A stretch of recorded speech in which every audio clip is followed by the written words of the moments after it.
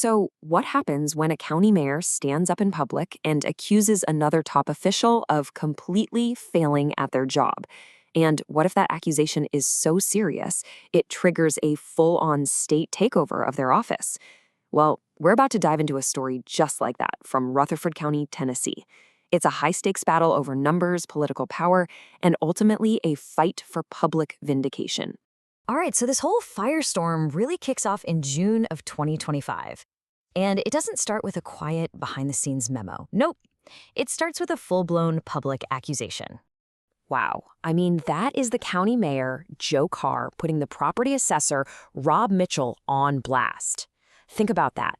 This isn't just suggesting there's a problem. This is a public demand for his resignation. It's about as strong a condemnation of someone's leadership as you can get. And here it is. This is the number that lit the fuse.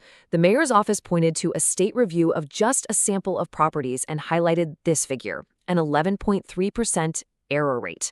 Now, to give you some context, the state's allowable error rate is 5%. So this number suggested a problem that was more than double what was acceptable. It pointed to a massive systemic failure. And this is where it gets really, really serious for everyday people. The mayor's office basically took that 11.3% error rate and extrapolated it across the entire county. The implication was just staggering. Potentially 15,000 properties. We're talking homes, businesses, family farms, could be wrongly assessed. And that hits people directly in their wallets. So with accusations this severe, and with a history of whistleblower complaints already bubbling up, you just knew this was going to escalate. And it did. It went all the way up to the state government, which decided to take a very, very unusual step. Okay, so you've got three main players in this whole drama. First, you have Mayor Joe Carr. He's the one making the explosive public accusation. Then you have property assessor Rob Mitchell, the guy whose entire office is now under a microscope. And overseeing the whole thing, that would be State Comptroller Jason Mumpower, the man who ultimately holds the power to step in. You know, this didn't just happen overnight. The ball got rolling with whistleblower complaints way back in 2023. By March of 2025, things got official when the state declared the assessor's office non-compliant. And then, just a few months later, right after that 11.3% number went public, the state made its move. They announced they were taking operational control of the office. So the state's review was a massive undertaking. It took nearly 2 years. The comptroller's office dug into all the numbers. They reviewed thousands and thousands of parcels. They put new procedures in place. And when that final report came out, well, let's just say the story was about to take a very, very sharp turn. And here it is, the official word, a letter from the Tennessee Comptroller dated March 2026. After a long, very public, and I'm sure incredibly stressful process, the state basically says, okay, you've done what we asked, you're back in compliance.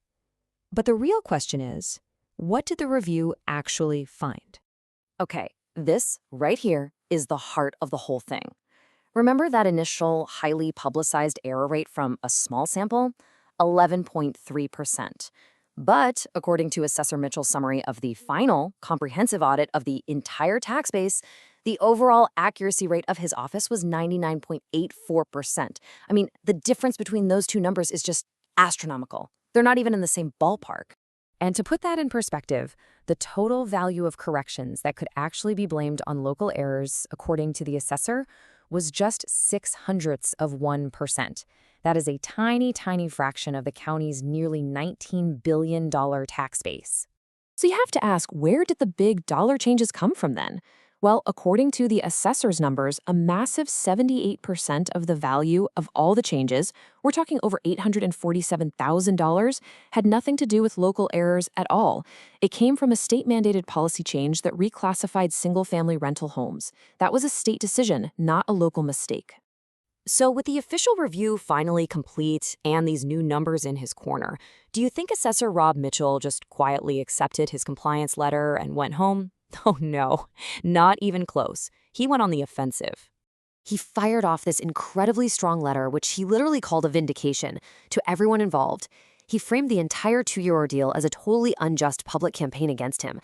And he wasn't just asking for a correction, he was demanding apologies.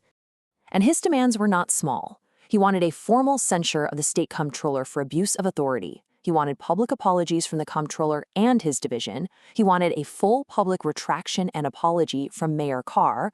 And he wanted a legislative review to put what he called guardrails on the comptroller's power. He wasn't just trying to clear his name, he was trying to change the whole system. And this wasn't just about the final numbers. Mitchell also claimed the process itself was rigged against him right from the start. He alleged that a critical letter from the comptroller's office was leaked to the media and the DA before any findings were even formally verified. He basically argued this was a deliberate move to poison the well and damage his reputation.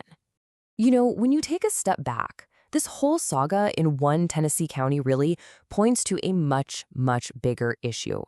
It highlights this fundamental tension in how local governments are watched over and sometimes controlled by the state.